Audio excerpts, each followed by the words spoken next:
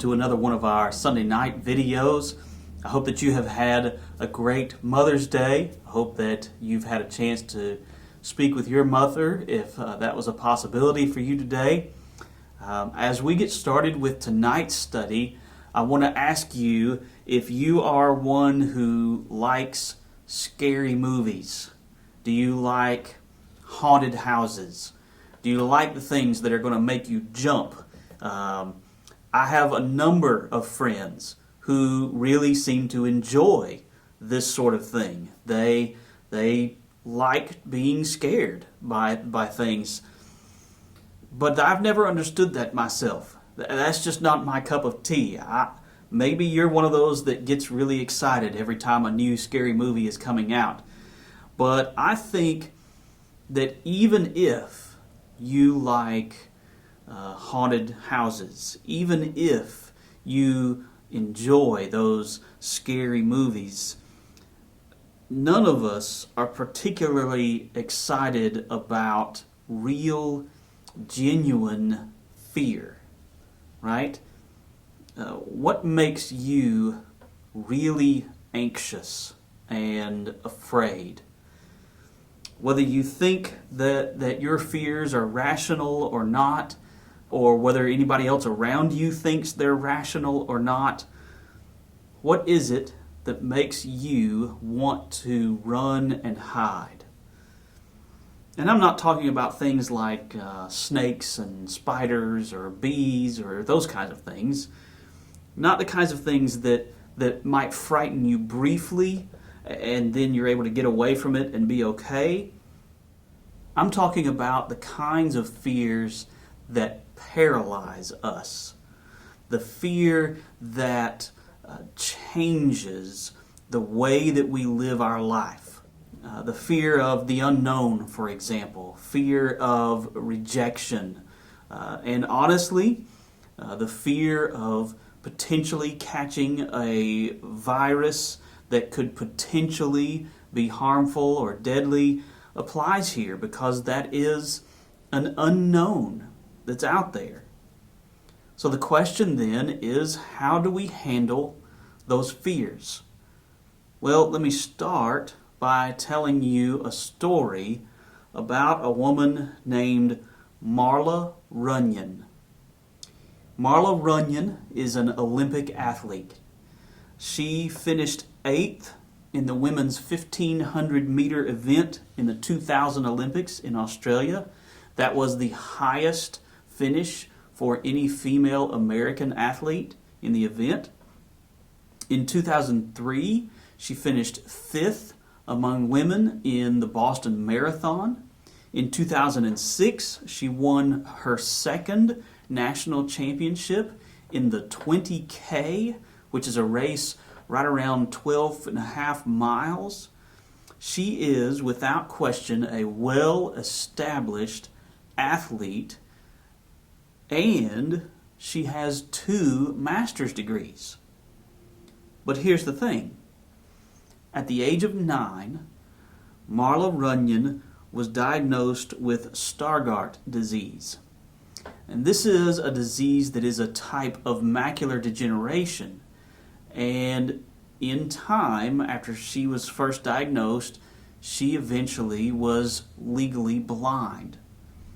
Now, she retained a decent amount of peripheral vision, but she could only make out shapes and shadows on the periphery. And yet, here she was, the first legally blind person to participate in the Olympics. She used what peripheral vision she still had to stay in her lane and to make the necessary turns. She paced herself by listening to the breathing of the other runners. And when Marla was asked, how in the world do you run a race toward a finish line that you can't even see? This is what she said. I can't see it, but I know it's there. Think about that. I can't see it, but I know it's there. Does that not ring true to us as Christians? Is that not essentially what Paul, the apostle, writes in 2 Corinthians chapter 5 and verse 7, which is where we read these words, "We walk by faith, not by sight." I can't see it, but I know it's there. You see, Satan would love nothing more than for us to continue to be paralyzed by our fears. Satan would love nothing more than for all of us as Christians to put our faith on hold because we're afraid. Because we don't know for sure what might be out there. Because we can't see it. But I hope that you'll hear me when I say that that is not faith at all. You see, faith is more than just believing. It is more than simply believing that the words of the Bible are true. Faith is more than believing that Jesus is the Son of God. Faith is more than believing in God. You see, James even says that the demons believe in James 2 and verse 19, and they shudder. Genuine faith means we are going to trust in God. Even when we don't know how things might turn out, even when we aren't certain what lies ahead for us, even when we can't see it, we're going to be obedient to Him and trust that God is going to get us through to the end. And it isn't as though this level of trust is something we are unfamiliar with. This is the kind of trust that is actually already a part of our lives. We just don't always think about it. Consider this. When you get onto an airplane, how much trust, how much faith do you have in a number of things? First of all, you've put your faith, you've put trust in this enormous piece of metal to carry you hundreds, maybe thousands of miles, flying tens of thousands of feet up in the air at about 500 miles per hour, and you think that everything's going to be just fine. You've also put a lot of trust in probably no more than two guys or two folks who know how to actually fly this piece of metal. You trust that they're going to get you there safely. You trust that nothing's going to happen that would cause them to not be able to get you where you're going safely. But you might say, I've never flown in a plane. Well, have you ever been inside of a moving car?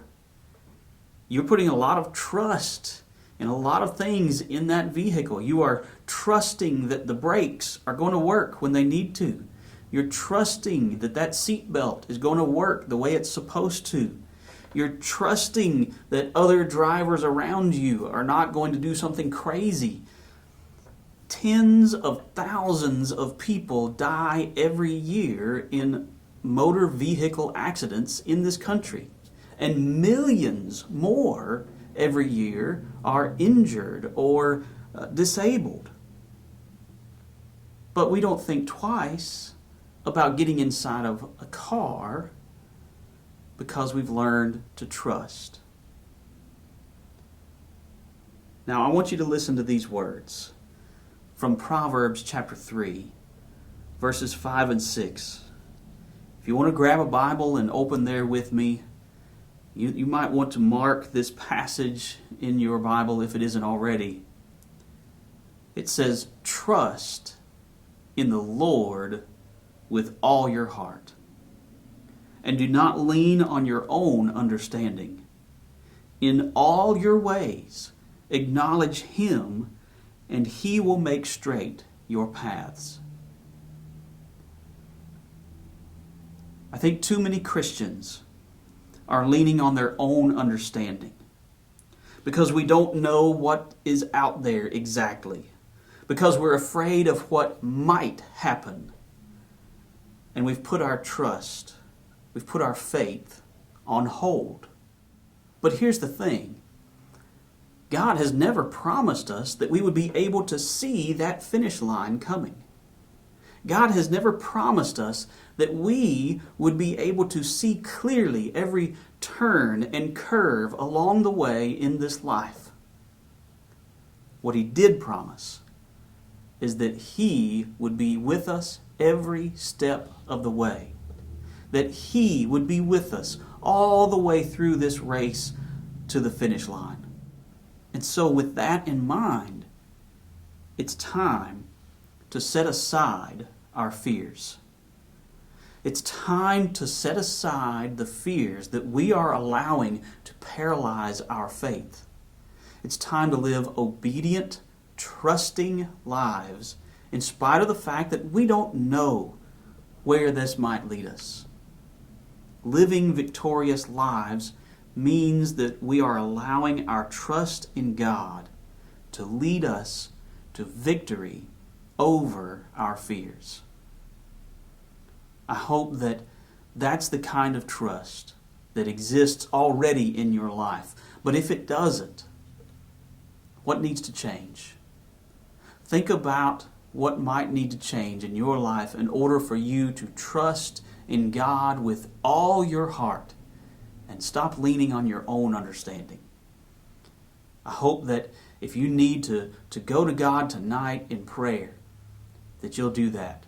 And if you need to continue to pray for His strength to help you to overcome those fears and help you to trust more in Him, I hope that you'll do that. And I hope that this message has been one that is going to encourage you in the coming days and weeks throughout this life and throughout the challenges that we face. I hope that you have a great night, and I look forward to seeing you again real soon. Take care.